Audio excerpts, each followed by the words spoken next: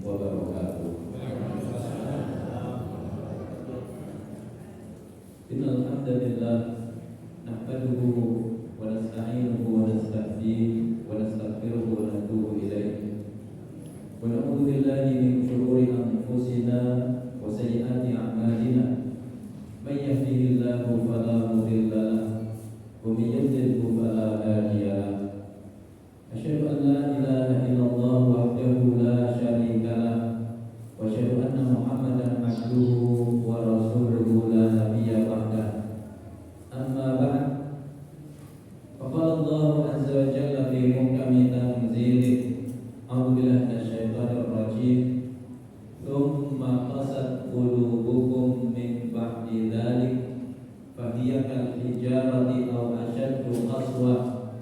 Wa inna minal hijarati lama yatafajjaru minhul anhar wa inna minha lama yashaqqaqu fayakhruju minhul ma' wa inna minha lama yahbitu min khasyatillah wa mallahu bighafilin amma ta'malun.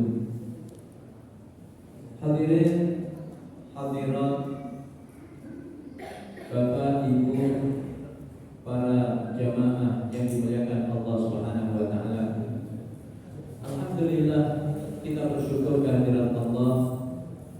Kita dikumpulkan oleh Allah dalam kenikmatan yang begitu banyak. Nikmat iman, nikmat Islam, nikmat kesehatan, dan juga nikmat kesempatan, sehingga di pagi hari ini kita diizinkan oleh Allah untuk sama-sama duduk di majelis ilmu. Mudah-mudahan majelis ilmu kita diberkahi oleh Allah. Allah berikan kepada kita semuanya ilmu yang manfaat, ilmu yang tidak sekedar menambah wawasan bagi kita, tapi juga menambah iman dan takwa kita kepada Allah Subhanahu wa taala. Shalawat dan salam tidak lupa kita aturkan pada suri tauladan kita Rasulullah Muhammad sallallahu alaihi wasallam, pada keluarga, kepada sahabat. Mudah-mudahan kita diistiqomahkan oleh Allah di atas sunnah-sunnah Nabi kita Muhammad sallallahu alaihi wasallam hingga akhir hayat kita. Bapak Ibu dimuliakan oleh Allah, tema kajian pagi hari ini adalah qaswatul qalbi, khatruha wa asbabuha wa ilajuha. Kerasnya hati, bahayanya, sebabnya, dan juga terapinya. Jemaah dimuliakan oleh Allah, memiliki hati yang lembut adalah nikmat yang besar dari Allah Subhanahu wa taala. Apa sebabnya? Dengan hati yang lembut, maka kita akan mudah menyambut panggilan Allah Subhanahu wa taala. Dan ketika kita beribadah kepada Allah, kita merasakan kenikmatan yang besar.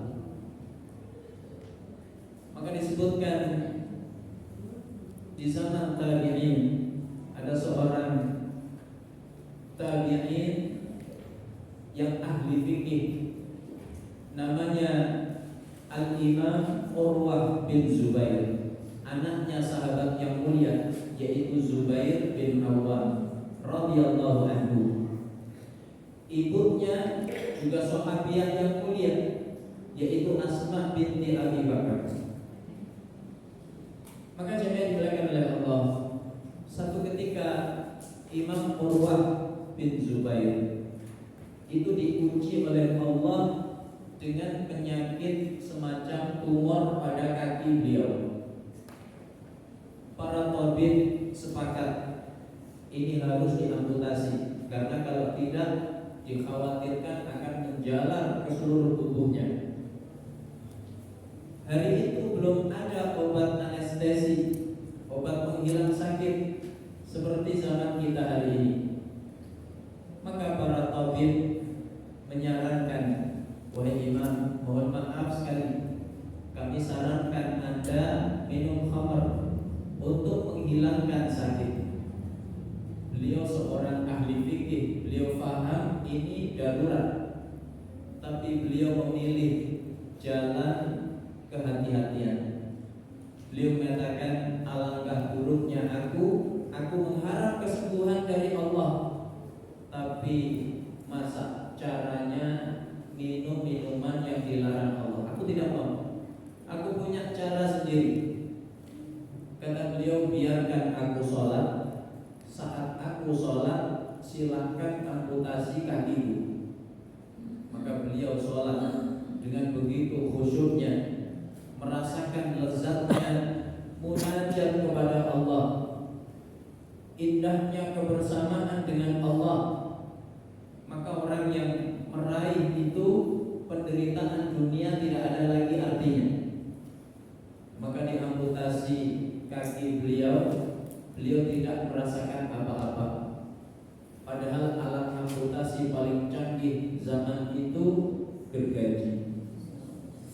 Terbayang ibu? Ya. Mengapa orang bisa merasakan lezatnya ibadah kepada Allah begitu luar biasa? Ya, hati yang lembut. Dan dengan hati yang lembut pula, seseorang mudah rujuk dari kesalahannya, mudah bertaubat kepada Allah Subhanahu wa taala. Maka kalau tadi zaman tabi'in, kita mundur sedikit zaman tabi'ut tabi'in. Ada seorang ulama yang ahli ibadah, dijuluki Abidal Haramain, ahli ibadah dua kota suci Makkah dan Madinah, yaitu Imam Fudail bin Iyad. Sebelum menjadi orang saleh, masa lalu beliau adalah seorang perampok, bahkan perampok yang kejam, yang sangat ditakuti di wilayah Samarkand.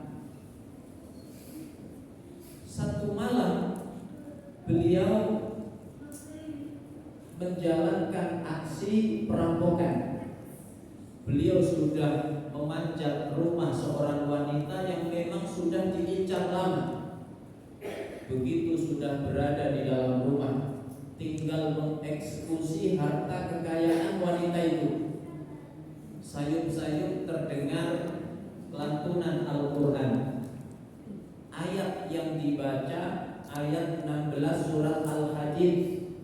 Alam yakni lilladzina amanu an tahsya'a qulubuhum li dzikrillah wa ma nazala minal haq. Belumkah tiba masanya bagi orang yang beriman untuk khusyuk hatinya mengingat Allah dan menerima kebenaran yang Allah turunkan. Seketika bergetar hati Fudail bin Iyad. Dia menyambut seruan ayat itu. Dia berkata, bala ya Rabb qad ana. Betul ya Allah, sudah tiba masanya. Sudah tiba masanya bagi orang yang beriman untuk khusyuk hatinya mengingat Allah dan menerima kebenaran yang Allah turunkan. Ayat ini dulu Allah turunkan ke tengah-tengah sahabat ketika usia keimanan para sahabat itu belum genap 4 tahun. Bapak Ibu bayangkan, orang masuk Islam belum genap 4 tahun, itu sudah turun ayat ini. Dan kata para sahabat, ayat ini teguran keras dari Allah Subhanahu wa taala. Maka kita hari ini patut merenung, kita sudah menjadi muslim, muslimah tidak cuma 4 tahun, bahkan lebih dari 40 tahun. Rambut kita sampai memutih dalam Islam. Maka kalau belum bisa meraih khusyuk dalam ibadah, renungkan ayat ini. Jangan dimuliakan oleh Allah. Seketika Imam Fudail bin Iyad keluar dari rumah tersebut dalam keadaan taubat kepada Allah. Ini berkahnya punya tetangga yang ahli Quran. Rampok pun bisa dapat hidayah. Dia bertaubat kepada Allah. Dia berazam, ya Allah, kalau memang Engkau terima taubatku, jadi ahli ibadah dua kota suci Makkah dan Madinah. Maka para ulama di antaranya Imam Abdullah bin Mubarak menganggap Fudail bin Iyad adalah abidal haramain, ahli ibadah dua kota suci Makkah dan Madinah. Isyarat taubatnya diterima oleh Allah Subhanahu wa taala. Mengapa ada orang begitu mudah taubat? Perampok, bahkan sedang merampok taubat. Biasanya orang taubat itu saat ngaji. Ini saat merampok taubat, dapat hidayah. Apa sebabnya? Hati yang lembut. Sebaliknya jemaah yang dimuliakan oleh Allah, memiliki hati yang keras itu adalah hukuman yang berat dari Allah Subhanahu wa taala. Maka Malik bin Dinar, ahli ibadah dari kalangan tabi'in, beliau mengatakan, "Maduriba ibnu Adam bi'uqubatin a'dhama min qaswatil qalb." Tidaklah seorang hamba dihukum dengan hukuman yang lebih berat selain daripada hati yang keras. Apa bahaya hati yang keras sehingga menjadi hukuman yang begitu berat bagi kita? Pertama, hati yang keras itu menyebabkan ada ta'atsur bi ayatillahi azza wa jalla. Tidak mudah mengambil pelajaran dari tanda-tanda kebesaran Allah Subhanahu wa taala. Maka ayat yang saya baca di mukadimah tadi, surat Al-Baqarah ayat yang ke-74, Allah mengisahkan Bani Israel yang melakukan pembunuhan.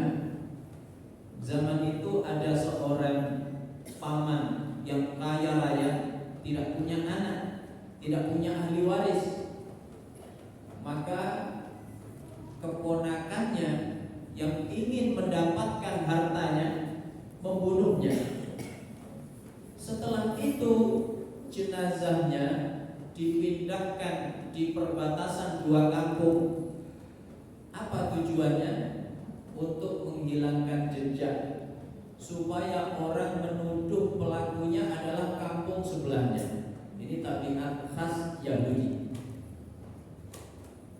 Maka jemaah yang dimuliakan oleh Allah, hampir-hampir terjadi pertumpahan darah sampai mereka mengadu kepada Nabi Musa alaihissalam. Maka turunlah perintah menyembelih sapi. Makanya surat itu disebut surat Al-Baqarah. Dari ayat 67 sampai 74. Wa idh qala Musa liqaumihi innallaha ya'murukum an tadhbahu baqarah. Ingatlah ketika Musa berkata kepada kaumnya, sesungguhnya Allah memerintahkan kalian untuk menyembelih sapi. Qalu atattafiduna huzwa qala na'udzu billahi an akuna minal jahilin. Sampai ayat yang ke-74. Jemaah yang dimuliakan oleh Allah, sebenarnya perintah nyembelih sapi ini mudah atau susah? Mudah, tinggal cari sapi sembelih. Tapi karena Bani Israel ini gemar mempertanyakan perintah Allah, maka akhirnya yang ringan pun jadi berat. Mereka bertanya, bagaimana ciri-ciri sapinya? Qala innahu yaqulu innaha baqaratun la faridu wa la bikr awanun baina dzalik faf'alu ma tu'marun. Sapinya tidak terlalu tua, tapi juga tidak terlalu muda, yang sedang-sedang saja. Mereka masih bertanya lagi, qalu lana rabbaka yubayyin lana ma launuha. Warnanya seperti apa? Qala innahu yaqulu innaha baqaratun safra faqi'un launuha tasurrun nadhirin.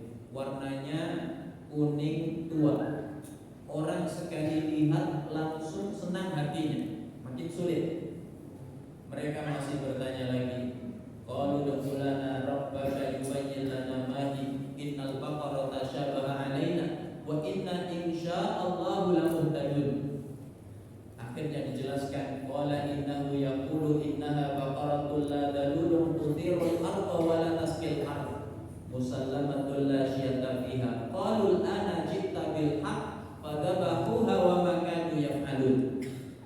Sapinya itu yang belum pernah dipakai membajak tanah, demikian pula belum pernah dipakai menyiram tanaman. Memang sapinya akhirnya ketemu, tapi mereka harus membayar dengan harta yang sangat mahal.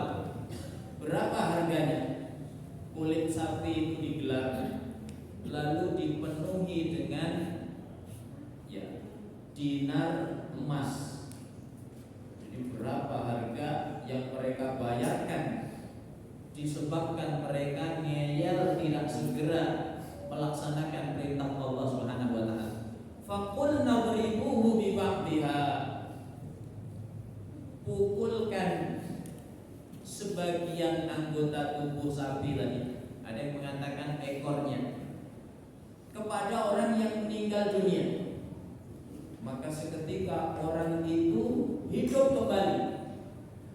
Bahkan bisa ditanya. Orang-orang bertanya, "Man qatalaka?" Siapa yang membunuh kamu? Maka dia menjawab, "Bani akhi qatalani." Yang membunuhku tidak lain tidak bukan anak saudaraku sendiri, keponakanku sendiri. Setelah itu orang itu kembali meninggal dunia. Tanda kebesaran Allah yang luar biasa. Orang mati hidup lagi. Maka seharusnya Bani Israel yang melakukan pembunuhan tadi, setelah melihat tanda kebesaran Allah yang begitu besar, itu harusnya langsung taubat nasuha, menyesali perbuatannya, bertaubat kepada Allah. Tapi tidak. Orang ini masih berani bersumpah atas nama Allah. Wallahi ma qatalnahu. Demi Allah aku enggak bunuh dia. Maka Allah mengatakan di ayat yang ke-74, "Tsumma qasat qulubukum min ba'di dzalik fa hiya kal hijarati aw ashaddu qaswa." Kemudian hati kalian menjadi keras. Saking kerasnya bahkan lebih keras daripada batu. Jadi hati yang keras menyebabkan orang sulit menangkap sinyal kebesaran Allah Subhanahu wa taala. Ditunjukkan tanda kebesaran Allah yang begitu nyata, orang sudah mati hidup lagi.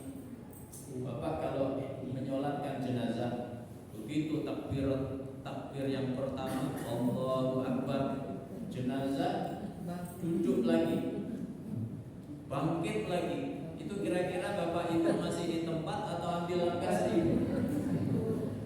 Tanda kebesaran Allah yang luar biasa. Orang seharusnya menyaksikan peristiwa itu langsung bertaubat kepada Allah. Tapi Bani Israel tidak. Makanya kata Allah, "Tsumma qasat qulubukum min ba'di dzalik."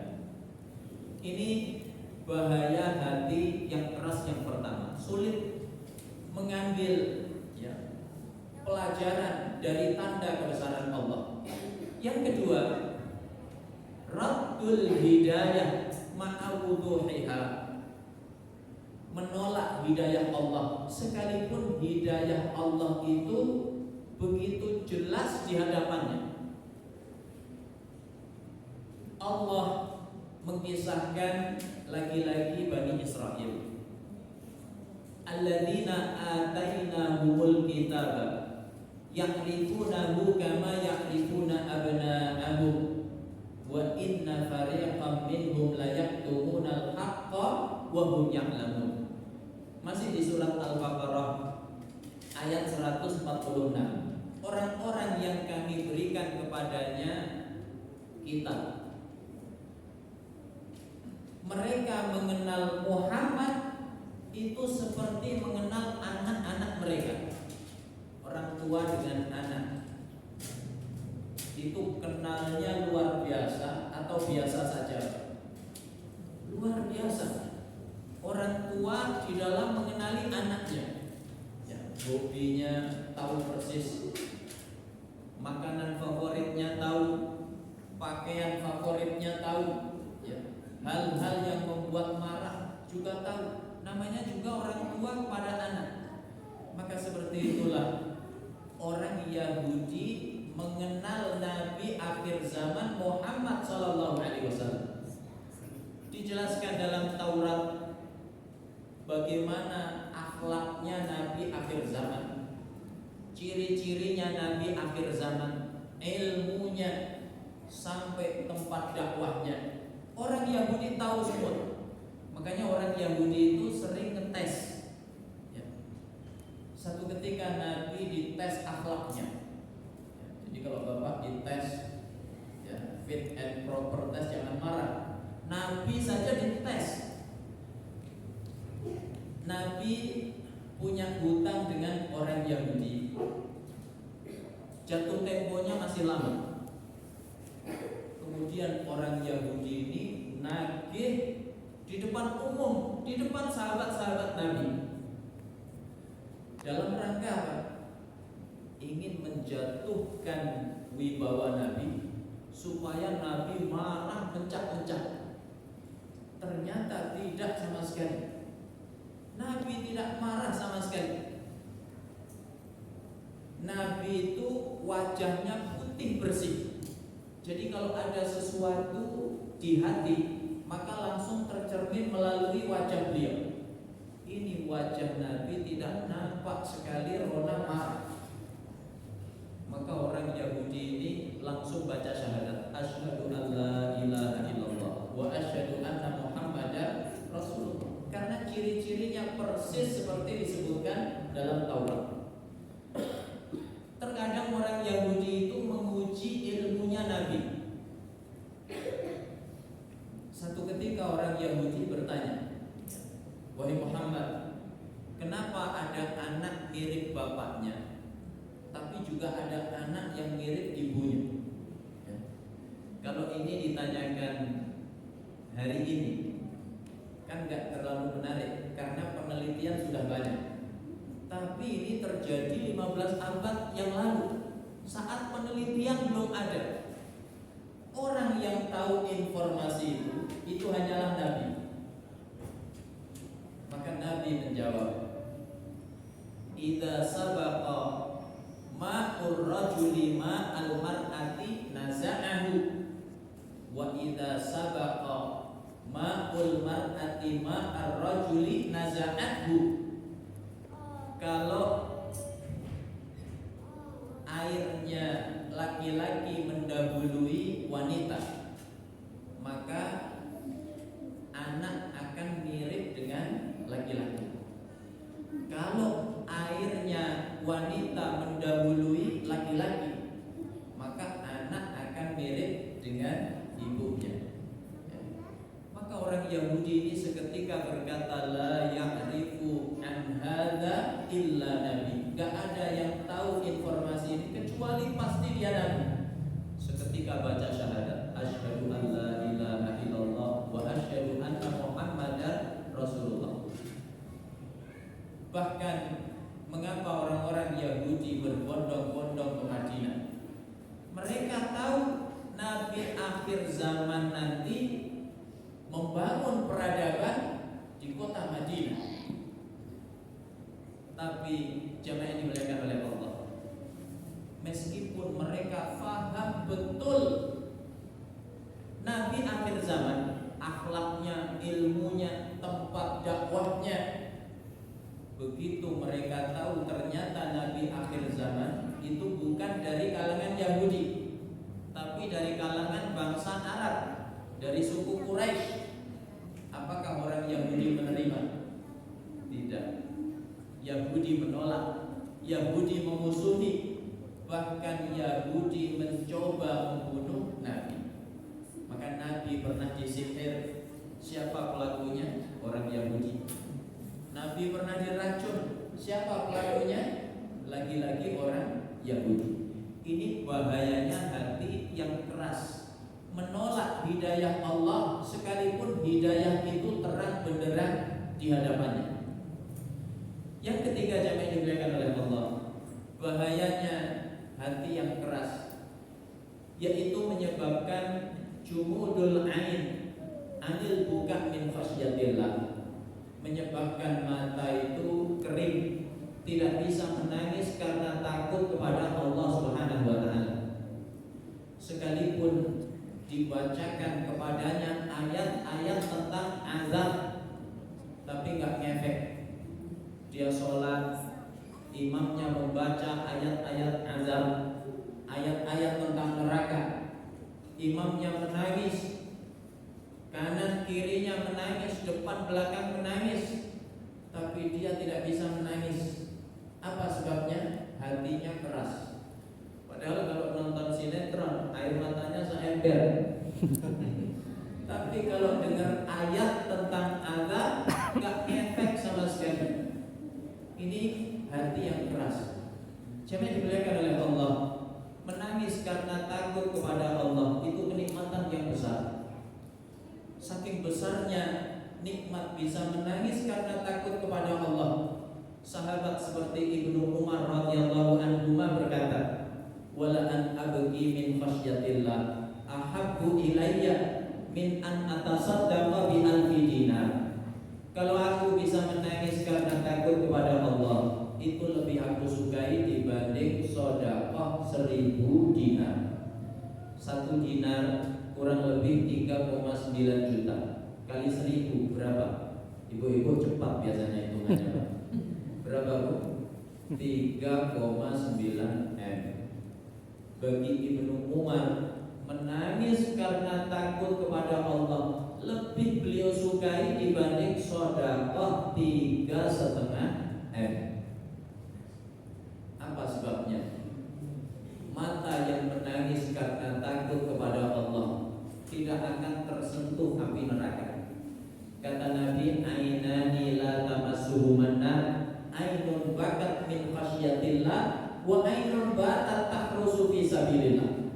Ada 2 mata tidak akan tersentuh api neraka.